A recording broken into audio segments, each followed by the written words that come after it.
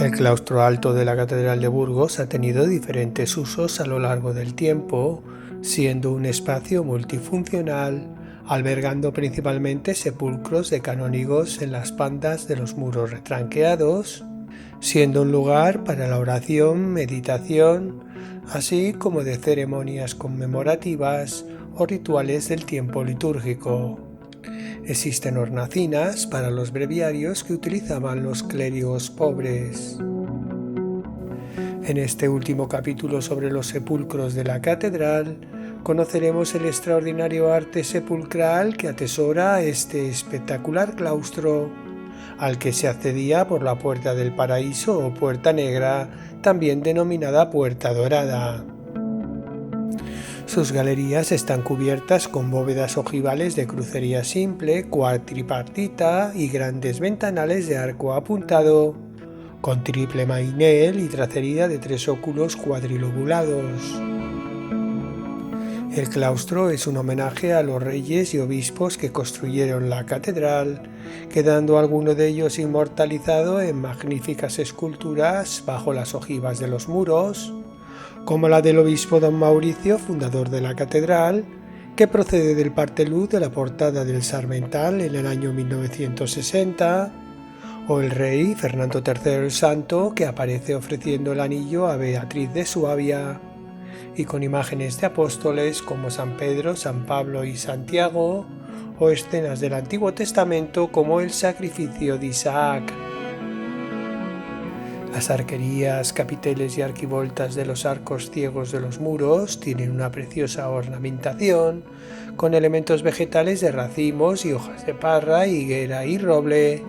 y los 4 ángulos del claustro poseen bellos grupos escultóricos con los hijos del rey Alfonso X el Sabio, la adoración de los magos, otro con los fundadores y constructores de la catedral y la Anunciación. Asimismo, destaca en la nave oeste el artístico tímpano de la Deesis y en la nave este las 3 portadas de las capillas, de gran riqueza escultórica, policromadas y decoradas con los blasones de Castilla y León en dinteles y jambas, configurando uno de los conjuntos más bellos del gótico español del siglo XIII. Bajo los arcos ciegos ojivales de los muros laterales de 3 galerías se reparten 16 sepulcros de diferente valor histórico y artístico,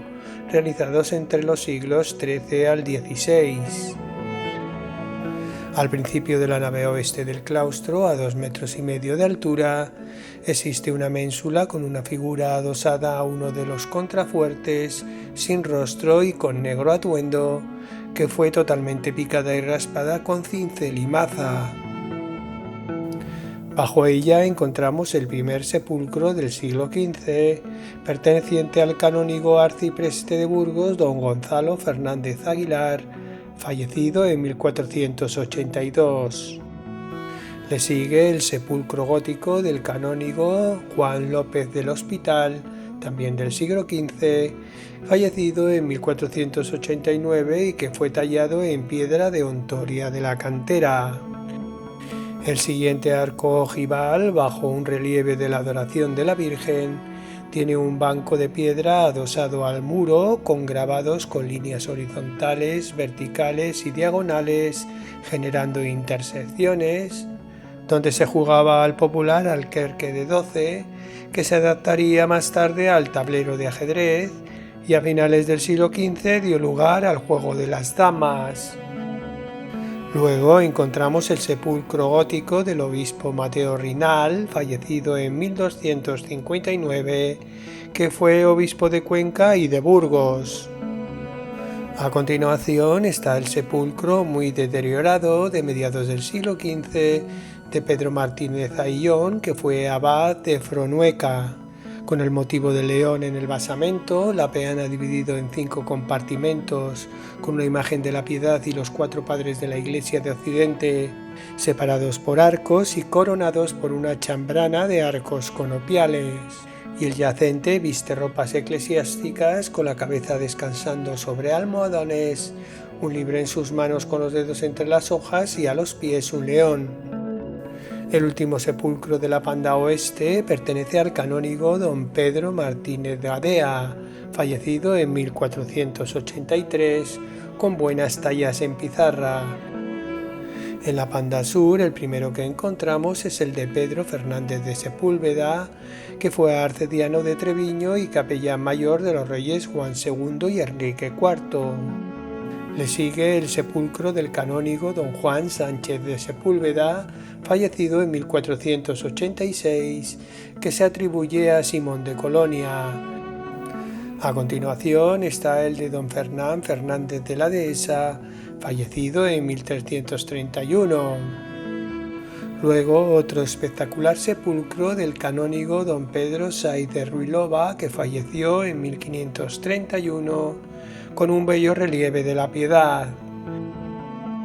El siguiente arco ciego ojival no tiene sepulcro, y le sigue el magnífico sepulcro renacentista del canónigo Diego de Santander del siglo XVI, que fue tallado por Diego de Siloé, con relieves muy hermosos de la Virgen con el Niño.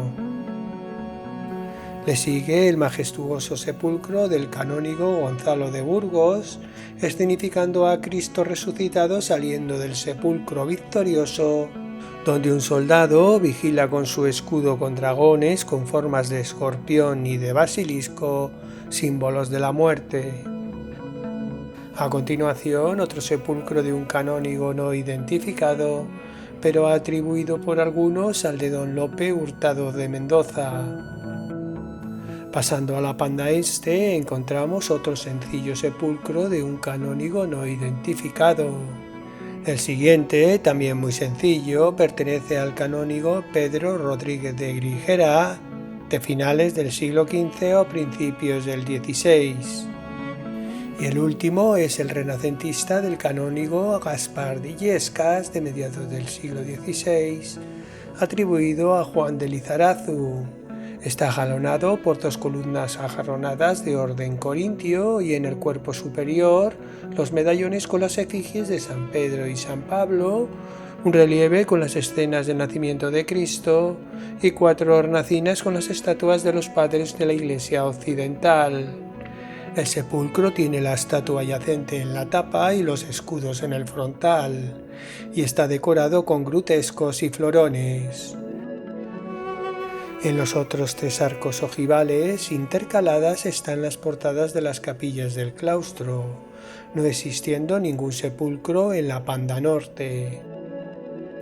Para finalizar y como curiosidad,